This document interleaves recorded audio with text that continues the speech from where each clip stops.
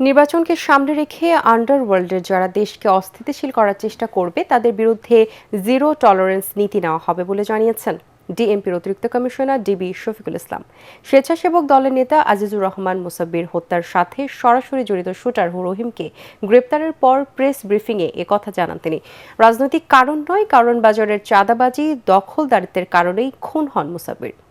GM তসলিমের report. গত ৭ জানুয়ারি রাজধানীর তেজকুনিপাড়ায় hotel সুপারস্টারের পাশের গলিতে গুলি করে হত্যা করা হয় স্বেচ্ছাসেবক দলের মহানগর উত্তরের নেতা আজিজুর রহমান মুসাব্বিরকে।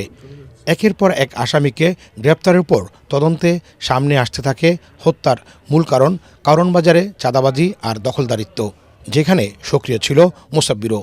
ডিএমপির মিডিয়া সেন্টারে মহানগর গোয়েন্দা পুলিশের অতিরিক্ত কমিশনার শফিকুল ইসলাম জানান, হত্যাকাণ্ডে সরাসরি জড়িত এক শুটার গ্রেপ্তার হলেও পলাতক অপর শুটার রহিমকে শুক্রবার নরসিংদী থেকে গ্রেপ্তার করা হয়।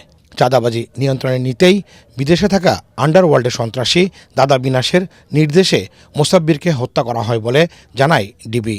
চাঁদাবাজি এবং দখল জানেন, কারণ বাজার একটা জায়গা, ব্যবসা প্রতিষ্ঠান, খুব আমাদের কাছে বাজারের একটা বড় জায়গা। ওখানে সাধারণত ওটের দখল বাণিজ্য এবং চাঁদাবাজি কেন্দ্র করে এই হত্যাকাণ্ড সংঘটিত হয়েছে বলে আমরা প্রাথমিক তথ্য পেয়েছি। দিলীপ ওরফে বিনাশ এরকম একটা নাম আসছে, আপনারাও কয়েকটা মিডিয়া টেনে করেছেন।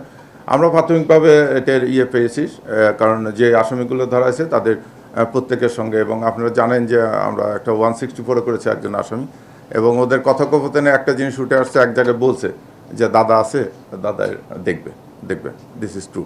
কারণ বাজারে এখনও সক্রিয় অন্তত ৮ থেকে ৯টি চাঁদাবাজ চক্র। এদের নিয়ন্ত্রণে কাজ করছে গোয়েন্দারা। চাঁদাবাজদের আসলে কোনো দল নাই, আমরা প্রাথমিকভাবে করে দেখছি প্রায় ৮-৯টা গ্রুপ আছে ওখানে, বিভিন্ন নামে তারা চাঁদা তোলে। এখন এই সিন্ডিকেটটা ভেঙে দেওয়ার আমরা চেষ্টা করতেছি। আসন্ন নির্বাচনকে সামনে রেখে সর্বোচ্চ নিরাপত্তা ব্যবস্থা নেওয়া হচ্ছে বলেও জানান ঢাকা মহানগর গোয়েন্দা পুলিশ প্রধান। GM Taslim, ATN Bangla, Dhaka.